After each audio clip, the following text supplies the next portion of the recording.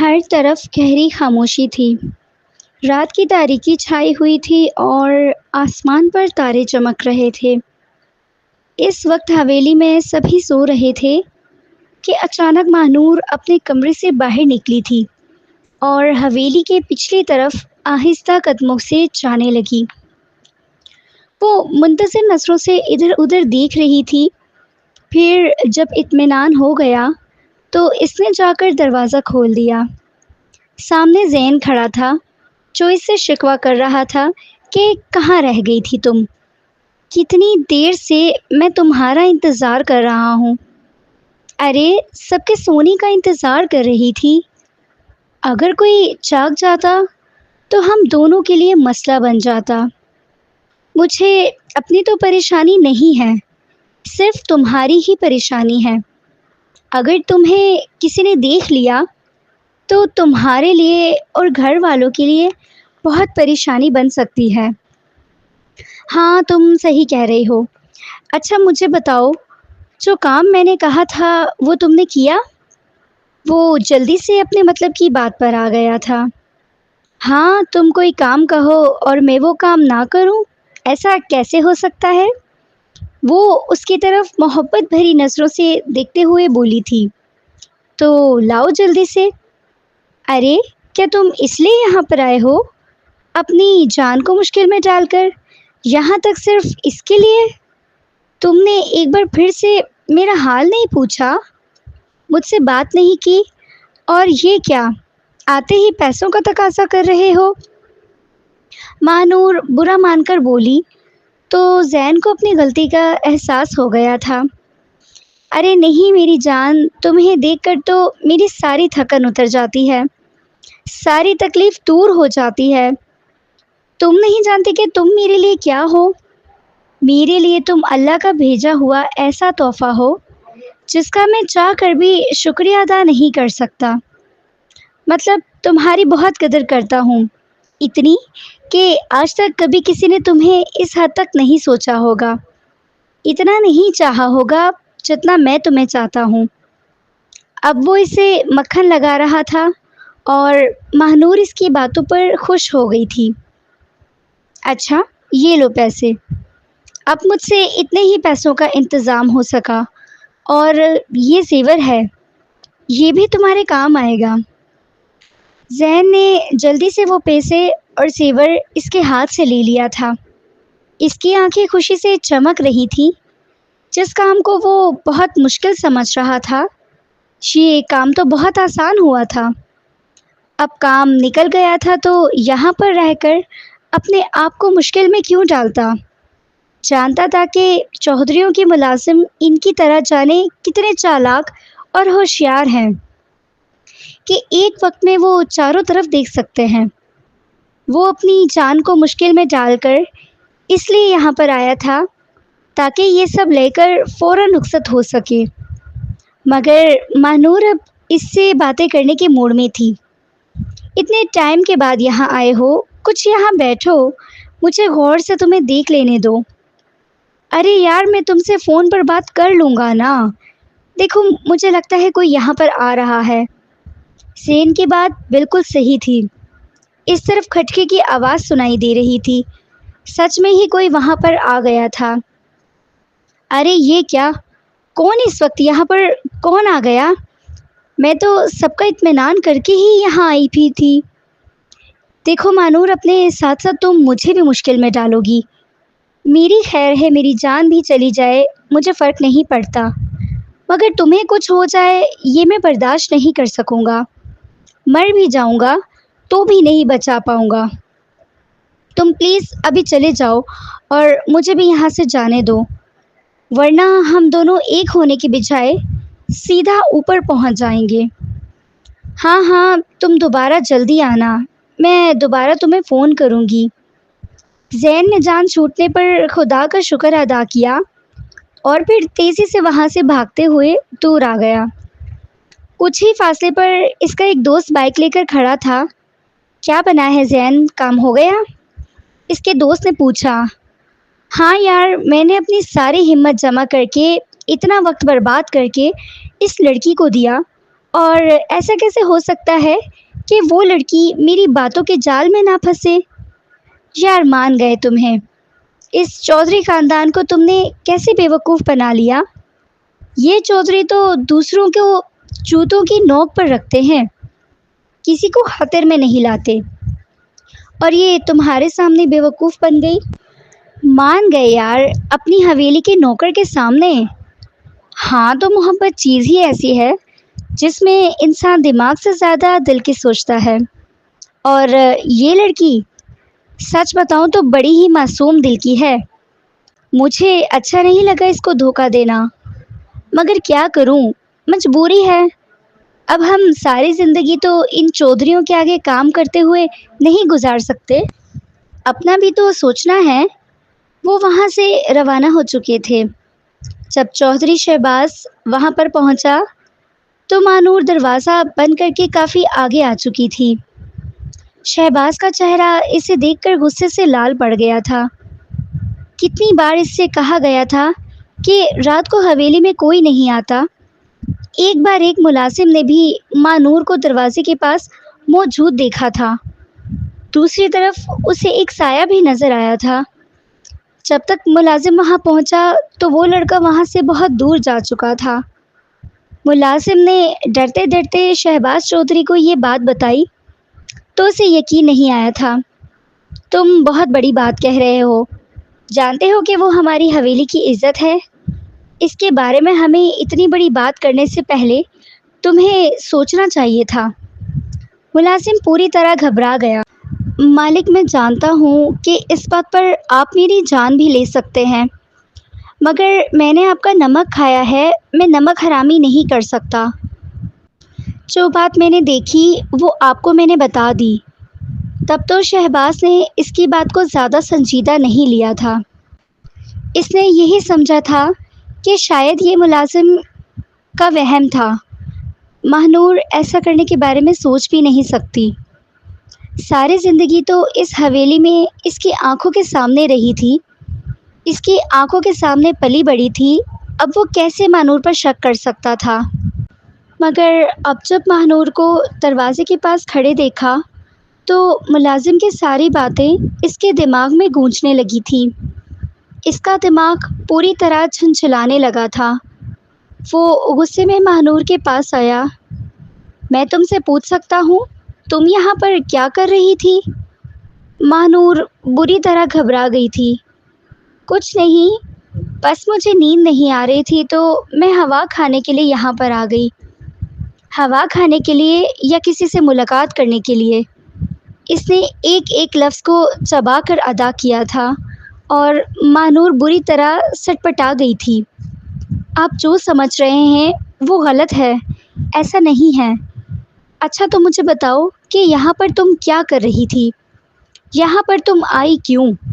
میں آپ کو بتا چکی ہوں اور میں آپ کی ہر بات کا جواب دینے کی پابند نہیں ہوں، ٹھیک ہے؟ مجھے نہ صحیح دادا جان کو تو تم جواب دینے کی پابند ہو۔ ماہنور کی آنکھیں بری طرح ڈبڈبا گئی تھیں، اس کے قدم سست پڑ گئے تھے۔ لیکن شہباز لالا، میری آپ کے ساتھ کوئی دشمنی نہیں ہے۔ کیا ہر وقت آپ میری ہی کسی بات کی تلاش میں رہتے ہیں؟ حویلی میں تو اور بھی لوگ ہیں، آپ نے کبھی کسی اور کی جاسوسی نہیں کی، صرف میں ہی کیوں؟ میں ہی ملی ہوں آپ کو کیا؟ اس لیے کہ میرے سر پر باپ کا سایہ نہیں ہے؟ میری ماں مجھے بچپن میں چھوڑ کر چلی گئی تھی، میں اکیلی ہوں اور آپ بھی میرے اکیلے پن سے فائدہ اٹھا کر مجھے بلیک میل کریں گے؟ وہ آنسو بہاتے وہاں سے چلی گئی تھی۔ شہباز غصے سے اپنی مٹھیاں بھینچ کر رہ گیا۔ یہ لڑکی اپنے آپ کو سمجھتی کیا ہے؟ پہلے مجھے شک تھا، اب میرا شک یقین میں بدل چکا ہے۔ یہ لڑکی کوئی گل کھلا کر رہے گی، در پردہ یہ کوئی کام کر رہی ہے جس سے میں اور دادا جان ناواقف ہیں، اور اب مجھے اس بات کی تہہ تک پہنچنا ہوگا۔ کمرے میں آنے کے بعد ماہنور نے گہرے گہرے سانس لے کر خود کو بمشکل سنبھالا تھا۔ شکر ہے خدا کا کہ شہباز لالا وہاں پر دیر سے پہنچے، اگر پہلے وہاں پر آ جاتے، زین کو دیکھ لیتے تو مجھے اپنی تو پرواہ نہیں تھی، مگر زین کو کچھ ہو جائے یہ بات میں کبھی برداشت نہیں کر سکوں گی۔ اس نے زین کو کال کی تھی۔ تم کیسے ہو؟ خیریت سے تو پہنچ گئے ہو نا؟ ہاں میں خیریت سے پہنچ گیا ہوں، تم سناؤ وہاں پر کون آیا تھا؟ ماہنور نے ساری بات اسے بتائی تو زین بھی گھبرا گیا۔ اب جلدی یہاں سے نکلنا ہوگا۔ شہباز چودھری کو شک ہو گیا اور اگر وہ مجھ تک پہنچ گیا تو میرا سارا کھیل بگڑ جائے گا۔ نہیں نہیں، میں اس کے ہاتھ نہیں آؤں گا۔ ہاتھ آنے سے پہلے ہی میں یہاں سے رفو چکر ہو جاؤں گا۔ اس نے اپنی تیاریاں پہلے سے زیادہ جلدی سے شروع کر دی تھی۔ ایک دن ماہنور کو کال کر کے کہنے لگا، یار ماہنور، مجھے شہر میں نوکری مل گئی ہے۔ تم جانتی ہو کہ میرے گھر کے حالات ٹھیک نہیں ہیں، اس لیے میں ابھی گاؤں سے باہر جا رہا ہوں۔ میرا تم سے فون پر ہی رابطہ رہے گا۔ میں ابھی تم سے ملنے کے لیے نہیں آ سکوں گا۔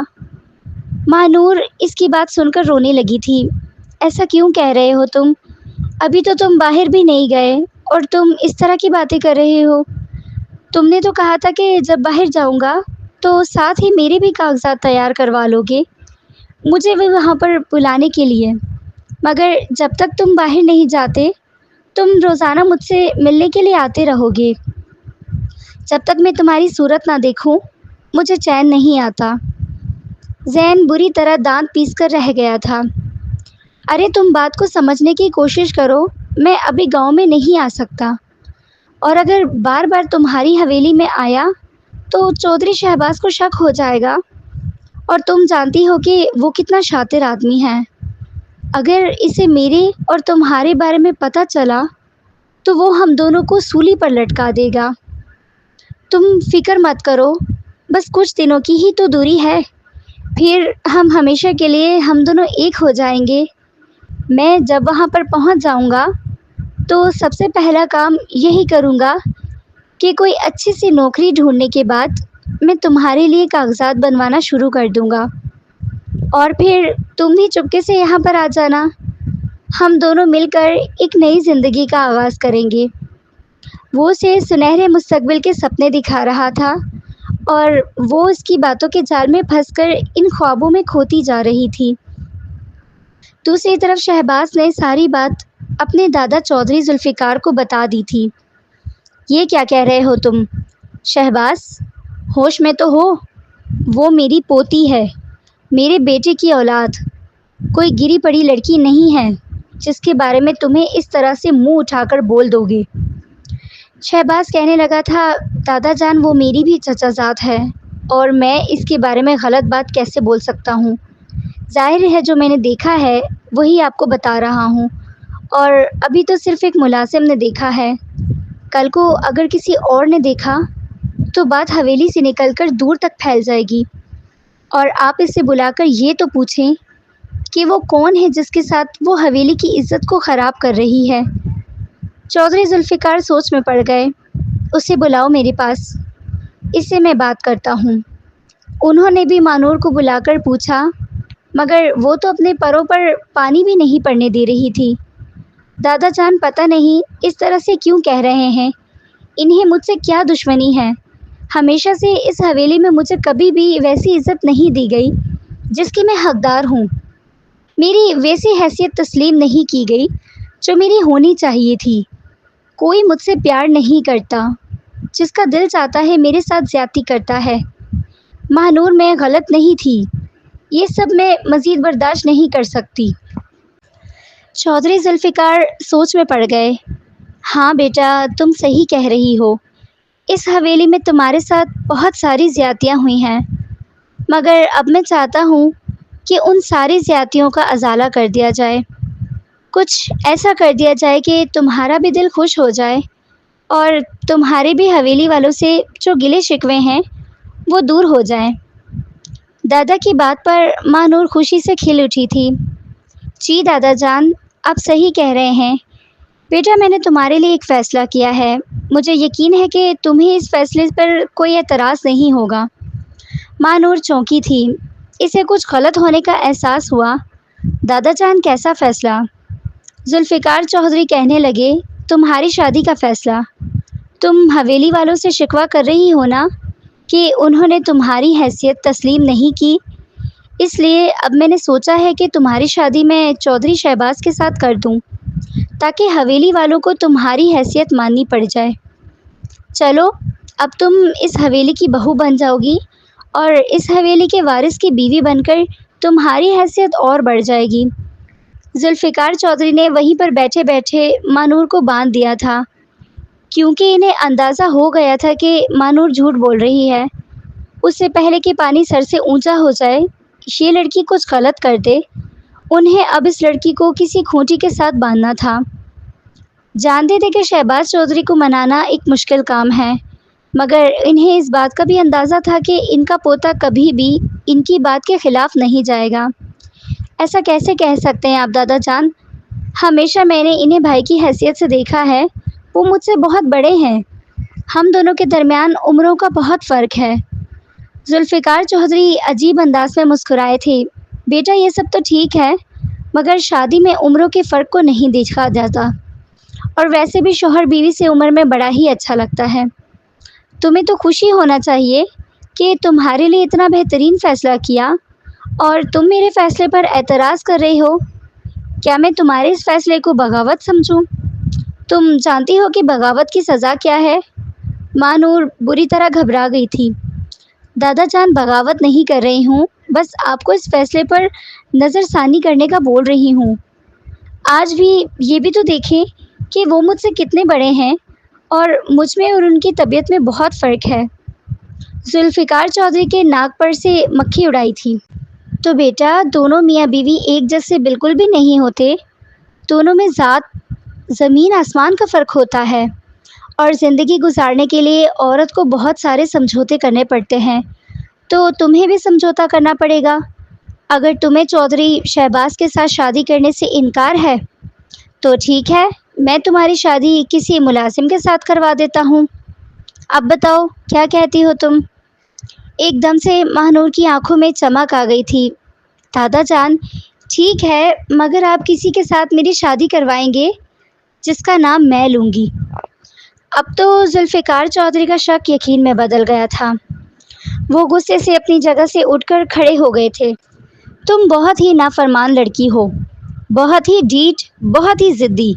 میں نے کبھی سوچا بھی نہیں تھا کہ تم ہماری تربیت کو یوں برباد کر دو گی، ہماری عزت کو اچھال دو گی۔ تم نے کسی ملازم سے دل لگا لیا؟ کون ہے وہ؟ مجھے بتاؤ ابھی، میں سب کے سامنے اسے گولی سے اڑا دوں گا، اور اس کے ساتھ ساتھ تمہیں بھی، تمہاری بھی جان لے لوں گا۔ وہ ایک دم غصے میں آ گئے تھے، ان کا بی پی شوٹ کر گیا تھا، ان کی طبیعت بہت زیادہ بگڑ گئی۔ ان کی آواز سن کر چودھری شہباز کمرے میں آیا گیا تھا۔ کیا ہو گیا دادا جان کو اتنا غصے سے کس بات پر رہے ہیں؟ تم نے کیا کہا ہے ان سے؟ ماں نور بھی ساری صورتحال سے پوری طرح گھبرا گئی تھی۔ منہ پر ہاتھ رکھے وہ بری طرح سے سسک کر رہ گئی تھی، آنکھوں سے آنسو روانی سے بہہ رہے تھے۔ شہباز نے اسے نظر انداز کر کے دادا جان کو اپنے بازو پر اٹھایا اور انہیں اسپتال لے کر چلا گیا۔ ان کی حالت بہت ہی سیریس تھی۔ ان کی حالت کے پیش نظر ہی انہیں ایمرجنسی میں ایڈمٹ کر دیا گیا تھا۔ کتنے گھنٹے بیت گئے تھے جب ڈاکٹر نے آ کر بتایا کہ ذوالفقار چودھری کو ہوش آ گیا۔ تب شہباز کی جان میں جان آئی تھی۔ حویلی سے بار بار کال آ رہی تھی۔ اس نے حویلی میں کال کر کے سب کو دادا جان کی خیریت اور ہوش میں آنے کی اطلاع دے دی۔ کمرے میں گیا تو اس کا دماغ پھر سے بری طرح جھنجھلانے لگا تھا۔ دادا جان اس لڑکی نے آپ سے ایسا کیا کہا ہے کہ آپ کی طبیعت اتنی بگڑ گئی؟ بتائیں مجھے، آپ نے اسے اتنا سر پر چڑھا رکھا ہے، میں اسے زندہ نہیں چھوڑوں گا۔ بیٹا تم اس سے نکاح کر لو۔ ان کی بات نے شہباز کے سر پر بم پھوڑا تھا۔ یہ کیا بول رہے ہیں آپ؟ اب جانتے بھی ہیں کہ وہ نہ جانے کس کے ساتھ گلچھڑے اڑا رہی ہے۔ بیٹا ایسی کوئی بات نہیں ہے، جو تم نے دیکھا وہ سچ نہیں تھا۔ اس نے مجھے سب کچھ بتا دیا ہے۔ وہ ایسا کوئی کام کرنے کا سوچ بھی نہیں سکتی، اور وہ تمہارے ساتھ شادی کرنے پر بھی تیار ہے۔ اگر تم نے اس نکاح سے انکار کیا تو میں اپنی جان دے دوں گا۔ دوسری طرف مانور کا بھی رو رو کر برا حال تھا۔ وہ بار بار زین کا نمبر ملا رہی تھی اور وہ اس کی کال نہیں اٹھا رہا تھا۔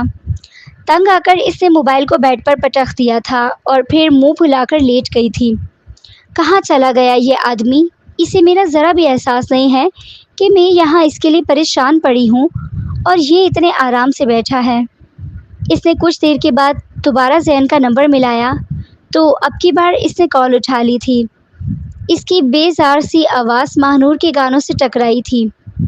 کیا ہے یار، بار بار کال کر رہی ہو؟ میں کام کر رہا تھا، اس وقت پریشان ہوتا ہوں۔ یہ تم کس انداز سے مجھ سے بات کر رہے ہو؟ جیسے تمہیں مجھ سے بہت تنگ آئے ہو، جیسے میں تمہارے پیچھے پڑی ہوں اور تمہاری زندگی عذاب بنائی ہوئی ہے۔ اس کی ساری فرسٹریشن اب زین پر نکل گئی تھی۔ زین کو اندازہ ہو گیا تھا کہ وہ کسی بہت بڑی پریشانی میں ہے۔ اس کی پریشانی کا خیال کر کے وہ خود بھی بے چین ہو گیا تھا۔ اس کی بے چینی کی وجہ کچھ اور تھی۔ ہاں بولو، کیا ہوا ہے؟ سب ٹھیک تو ہے؟ دادا جان نے میرا نکاح کا فیصلہ کر لیا ہے اور آج شام کو میرا نکاح ہو رہا ہے چودھری شہباز کے ساتھ۔ اس بات پر زین حیران رہ گیا تھا۔ کیا؟ اتنا اچانک سے اتنا بڑا فیصلہ کیوں کر لیا بڑے چودھری صاحب نے؟ انہیں مجھ پر شک ہو گیا ہے؟ وہ روتے ہوئے بولی، تم نے میرے بارے میں بتایا؟ اس نے سب سے پہلے وہ سوال پوچھا جو اس کے دماغ میں پوری طرح سے خوف پیدا کر رہا تھا۔ پوچھا تھا مگر میں نے نہیں بتایا۔ میں تمہاری جان کو خطرے میں نہیں ڈالنا چاہتی تھی زین، اس لیے میں نے انہیں تمہارے بارے میں نہیں بتایا۔ زین نے بے اختیار پرسکون سانس لیا تھا۔ دیکھو مانور، ابھی ہمارے پاس اس بات کو ماننے کے علاوہ کوئی راستہ نہیں ہے کہ تم شہباز کے ساتھ نکاح کر لو، اور پھر جیسے ہی میں باہر جاؤں گا تو ساتھ ہی تمہارے کاغذات بنانا شروع کر دوں گا۔ زیادہ سے زیادہ 2 مہینے لگیں گے، بس کچھ دنوں میں ہی جا رہا ہوں۔ 2 مہینے کا وقت ہے ہمارے پاس۔ 2 مہینے تم کسی طرح سے ایڈجسٹ کر لو، اس کے بعد تم ہمیشہ کے لیے میرے پاس آ جاؤ گی، تو پھر ہمیں کوئی الگ نہیں کر سکے گا۔ زین، یہ سب کچھ اتنا آسان نہیں ہے، میں تمہارے علاوہ کسی اور کے بارے میں سوچ بھی نہیں سکتی۔ ارے یار، کچھ بھی مشکل نہیں ہے، بس تمہیں خود کو سمجھانا ہوگا۔ یہ سمجھو کہ تم میری امانت ہو اور جلد ہی تم میرے پاس ہمیشہ کے لیے آنے والی ہو۔ زین کی بات مان کر ماہنور نکاح کرنے کے لیے تیار ہو گئی تھی۔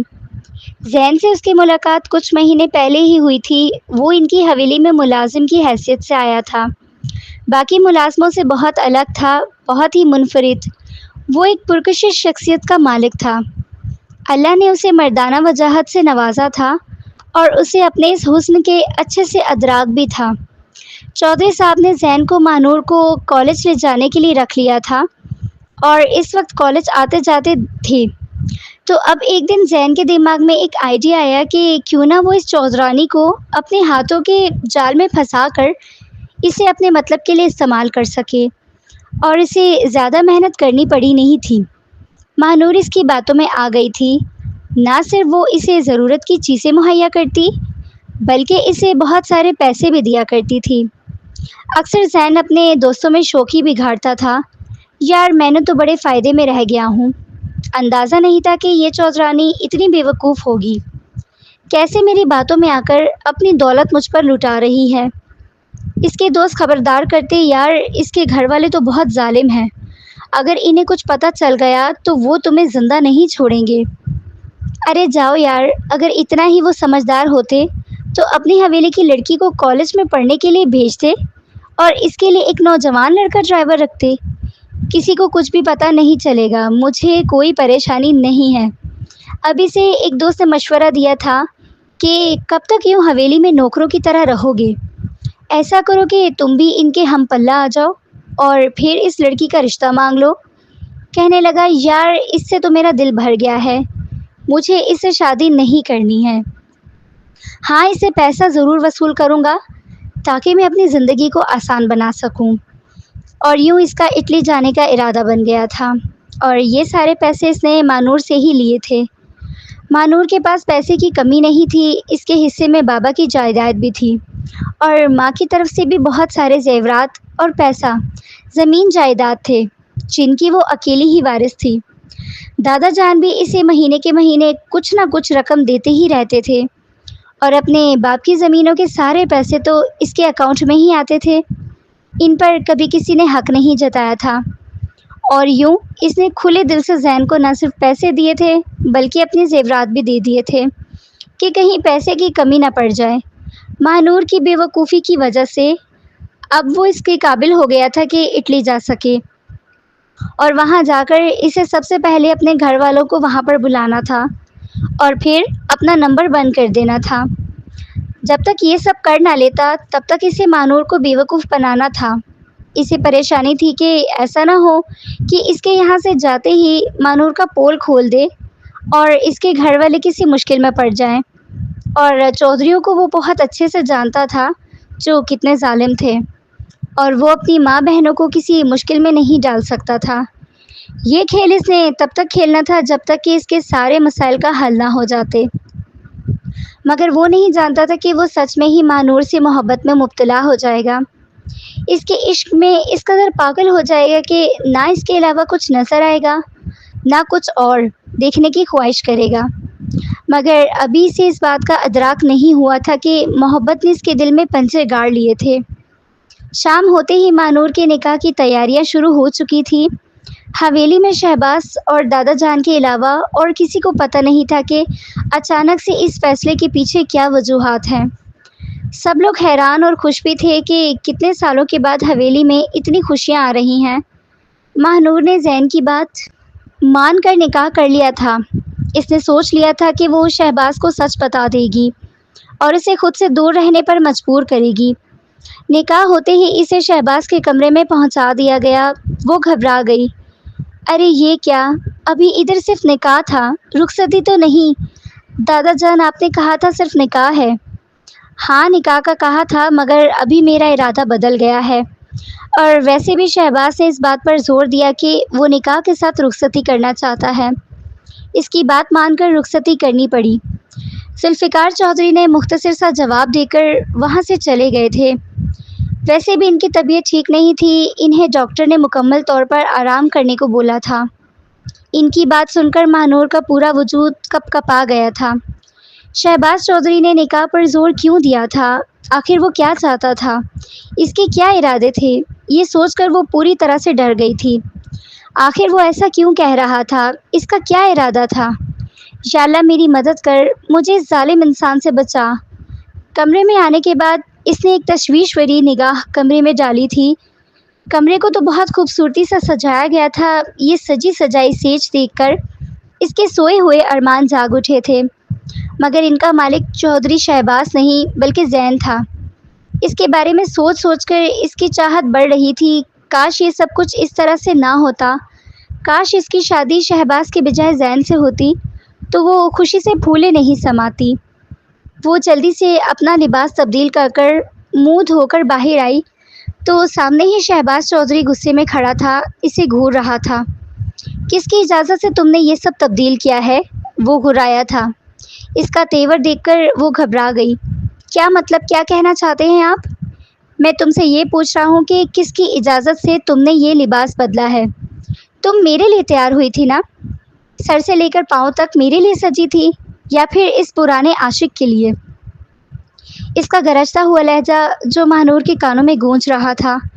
آپ کو غلط فہمی ہوئی ہے، ایسا کچھ بھی نہیں ہے۔ کپڑے میں نے اپنے لیے تبدیل کیے ہیں کیونکہ میں بہت تھک گئی تھی، میری طبیعت خراب ہو رہی تھی، میں آرام کرنا چاہتی ہوں۔ یہ کہہ کر وہ جانے لگی تھی۔ اب شہباز چودھری نے اس کا بازو پکڑ کر اپنی طرف کھینچ لیا تھا۔ اتنی جلدی سونے لگی تم؟ وہ عجیب سے انداز میں بولا تھا۔ کیا مطلب، میں روزانہ اسی وقت سوتی ہوں۔ جلدی کہاں سونے جا رہی ہو؟ اوہ مائی سویٹ ہارٹ۔ شہباز کے بدلتے رویے اور انداز کو دیکھ کر وہ کھٹک گئی تھی، تبھی سے جان چھڑاتے ہوئے بولی، مگر وہ اتنی جلدی سے اس کی جان چھوڑنے کے موڈ میں نہیں تھا۔ یہ شادی جس طرح بھی ہوئی ہے، جن حالات میں بھی ہوئی ہے، مگر ہو گئی ہے، اس لحاظ سے تم میری بیوی ہو اور میرا حق ہے تم پر۔ مجھے کسی بات سے تم روک نہیں سکتی۔ مجھے اپنا حق لینے دو۔ میری بات سنیں، میں اس سب کے لیے ذہنی طور پر تیار نہیں ہوں۔ یہ سب اچانک سے ہوا ہے۔ ابھی اس کی بات آدھی منہ میں تھی جب شہباز چودھری نے اسے اپنی طرف کھینچ لیا تھا۔ اب باقی باتیں تم مجھے بعد میں کروں گا۔ فی الحال مجھے تم سے پیار کرنا ہے اور اپنا حق وصول کرنا ہے، اور تم مجھے روکو گی نہیں، نہ ہی تم احتجاج کرو گی۔ مانور بری طرح سسک پڑی تھی۔ اس نے کیا کچھ نہیں سوچا تھا اور کیا ہوا تھا۔ شہباز چودھری اس پر حاوی ہوتا چلا جا رہا تھا اور اس پر اپنی شدتیں لٹاتا گیا، یہاں تک کہ وہ بالکل ساخت ہو گئی تھی۔ اس نے خود کو مکمل طور پر شہباز چودھری کے حوالے کر دیا تھا، اور پھر اگلی صبح شہباز چودھری تو بہت فریش تھا، بہت تر و تازہ تھا، بہت سرشار تھا، مگر ماہنور کی جیسے دنیا اجڑ چکی تھی۔ بوجھل دل سے اپنے ہونٹوں پر مسکراہٹ سجا کر وہ سب کو اپنے خوش ہونے کا یقین دلا رہی تھی، مگر اندر سے اس کے دل پر خون کے آنسو بہہ رہے تھے۔ وہ بہت زیادہ رو رہی تھی، پریشان تھی، اور بار بار زین کا نمبر ملائے جا رہی تھی۔ دن یوں ہی بوجھل ہوتے سے گزرتے جا رہے تھے، جیسے اس کی زندگی آ کر ایک نقطے پر رک گئی تھی۔ شہباز چودھری جو اس سے پہلے اس سے دور بھاگ رہا تھا، نفرت کا اظہار کر رہا تھا، اب اس پر انکشاف ہوا تھا کہ وہ اسے پسند کرتا تھا، اس سے محبت کرتا تھا، مگر اس رات جو کچھ اس نے دیکھا تھا وہ اس کے دل میں ماہنور کے خلاف شک پیدا کر رہا تھا۔ وہ سوچنے پر مجبور ہو جاتا کہ اس رات ماہنور دروازے پر کیوں گئی تھی، کون تھا وہاں جس پر وہ بات کرنے لیے گئی تھی، اور کیوں اس کے ماضی کا کیا تعلق تھا۔ اب اسے دوبارہ اس موضوع پر بات نہیں کرنا چاہتا تھا، کیونکہ دادا جان نے کہا تھا وہ اس کا ماضی تھا، جو گزر گیا سو گزر گیا۔ تمہیں غلط فہمی ہوئی تھی، میری پوتی ایسی نہیں ہے، اور خبردار اگر تم نے اسے ماضی کا حوالہ دے کر پریشان کیا تو۔ دادا جان کے وعدے میں آ کر وہ چکرا گیا تھا۔ ماہنور بالکل خاموش اور گمسم سے رہنے لگی تھی، ہر وقت اپنے خیالوں میں کھوئی رہتی۔ ان دنوں اس پر یہ انکشاف ہوا تھا کہ وہ ماں بننے والی ہے۔ اس احساس نے تو اس کے دل میں خوشی بھرنے کے بجائے ایک عجیب سا غم پیدا کر دیا تھا۔ اگر یہ بچہ دنیا میں آ گیا تو میرے پاؤں کی زنجیر بن جائے گا۔ میں یہ حویلی چھوڑ کر کیسے، یا اللہ یہ کیا ہو گیا۔ دوسری طرف زین اٹلی پہنچ چکا تھا اور اپنے گھر والوں کو اپنے پاس بلانے کے لیے پوری طرح سے تیاریاں کر رہا تھا۔ جو پیسے وہ مانور سے لے کر آیا تھا، اس میں سے بھی کچھ پیسے بچ گئے تھے، اور یہاں پر بھی اسے بہت اچھی نوکری مل گئی تھی۔ دن رات وہ پیسہ کمانے کی گویا مشین بن کر رہ گیا تھا۔ اس کا ایک ہی مقصد تھا کہ جلد سے جلد اپنے ماں باپ کو یہاں پر بلانا۔ اس کی مانور سے بھی گاہے بگاہے بات ہوتی رہتی تھی۔ وہ اپنے گزرنے والے حالات کو اس کے ساتھ بیان کرتی، تو جب اسے پتہ چلا کہ مانور ماں بننے والی ہے، اس کے دل میں بھی ایک عجیب سا احساس جڑ پکڑ چکا تھا۔ وقت یوں ہی بیتتا چلا گیا تھا۔ ایک دن ماہنور نے ایک چاند سی بیٹی کو جنم دیا تھا۔ ماہنور کی دنیا اس وقت ایک عجیب سی کشمکش میں مبتلا تھی۔ وہ ماں بن چکی تھی، اس کے ہاں ایک بیٹی پیدا ہوئی تھی۔ اس چھوٹی سی جان کو دیکھ کر وہ سوچتی تھی کہ اب وہ زین کے پاس کیسے جائے گی، یہ بچی تو اس کے قدموں کی زنجیر بن جائے گی۔ یہ سوچ کر اس کے دل میں عجیب سے احساسات کو جنم دے رہی تھی۔ ایک طرف ممتا کا لمس تھا اور دوسری طرف زین کی محبت، اور اس سے دوبارہ ملنے کی تڑپ۔ اسے سمجھ نہیں آ رہا تھا کہ وہ ان دونوں میں سے کس کو چنے۔ دوسری طرف زین اپنی نئی زندگی شروع کر چکا تھا۔ اس نے اپنے والدین کو بھی اٹلی بلا لیا تھا۔ وہ اپنے والدین کے ساتھ خوش اور مطمئن تھا، مگر اس کے دل پر ایک بوجھ تھا، ماہنور کو دھوکہ دینے کا بوجھ، جسے وہ اب اور برداشت نہیں کر سکتا تھا۔ اس نے سوچا کہ اب سچ بتانے کا وقت آ گیا ہے۔ ایک دن اس نے ہمت کر کے ماہنور کو فون کیا۔ ماہنور، میں تمہیں ایک سچ بتانا چاہتا ہوں، میرے دل پر بہت بوجھ ہے، میں اپنا دل ہلکا کرنا چاہتا ہوں۔ زین کی آواز میں غیر معمولی سنجیدگی محسوس کر رہی تھی۔ ماہنور کا دل دھک سے رہ گیا تھا کہ ہاں بولو، میں سن رہی ہوں۔ میں نے تم سے صرف پیسے لینے کے لیے محبت کا اظہار کیا تھا، مجھے تم سے محبت نہیں تھی بلکہ لالچ تھا۔ یہ الفاظ سن کر ماہنور پر جیسے بجلی گر پڑی ہو۔ اس کا پورا وجود کانپنے لگا، آنسو اس کی آنکھوں سے بہہ کر اس کے رخساروں پر پھیلنے لگے۔ کیا مطلب ہے تمہارا؟ کیا کہہ رہے ہو تم؟ میں سچ کہہ رہا ہوں ماہنور، میں نے تم سے جھوٹ بولا تھا۔ میں نے اپنی زندگی شروع کر لی ہے اور میں چاہتا ہوں کہ تم بھی اپنی نئی زندگی شروع کر لو۔ اس کے بعد زین نے فون بند کر دیا تھا۔ ماہنور سکتے میں رہ گئی۔ اس کی آنکھیں بے یقینی اور درد سے بھری تھی۔ اس کی زندگی کا سب سے بڑا جھوٹ اس کے سامنے آ چکا تھا۔ وہ ایک لمحے کے لیے بھی کچھ سوچنے کے قابل نہیں رہی تھی۔ اس نے زین کو یاد کر کے جو کچھ کیا تھا، اس کا ہر قدم بے مقصد لگنے لگا تھا۔ اب اسے خود سے احساس ہونے لگا تھا کہ اس نے زین کی باتوں میں آ کر اپنی زندگی برباد کی۔ اس نے سوچ لیا تھا کہ وہ اس کا نمبر بلاک کر دے گی، سم نکال کر پھینک دے گی، اور پھر ایک دن اس نے شہباز چودھری کو سب کچھ سچ سچ بتا دیا تھا۔ شہباز کہنے لگا، مجھے اندازہ تھا کہ تم کسی کے ہاتھوں بے وقوف بن رہی ہو۔ میں تمہیں بہت اچھے سے جانتا تھا کہ تم کچھ غلط نہیں کر سکتی، گناہ نہیں کر سکتی، اس لیے میں نے تمہیں اپنا لیا۔ تم سے شادی کر لی کیونکہ تم سے غلطی ہوئی تھی، اور غلطی پر انسان کو سدھارا جاتا ہے، اسے سزا نہیں دی جاتی۔ اب تمہیں خود سے اندازہ ہو گیا، تمہیں سب کچھ پتہ چل چکا ہے، تو تمہیں مجھے تم پر یقین ہے کہ اب تم اپنا راستہ بدل لو گے۔ اس انسان کو دوبارہ نہیں سوچو گی اور نہ ہی اس سے کبھی رابطہ کرنے کی کوشش کرو گی۔ جس انسان نے پیسے کے لیے تمہارے جذباتی کھلواڑ کیا، اس انسان کا نام لینا بھی اب تمہارے لیے توہین ہے۔ میں اسے بھول جاؤں گی، میں کبھی اس کا نام تک نہیں لوں گی۔ آپ مجھ سے وعدہ کریں، آپ مجھے معاف کر دیں گے؟ شہباز نے اسے گلے سے لگا لیا۔ میں نے تمہیں معاف کب کا کر دیا؟ جس دن تمہارے ساتھ نکاح کیا تھا، اس دن میں نے اپنا دل تمہاری طرف سے صاف کر لیا تھا۔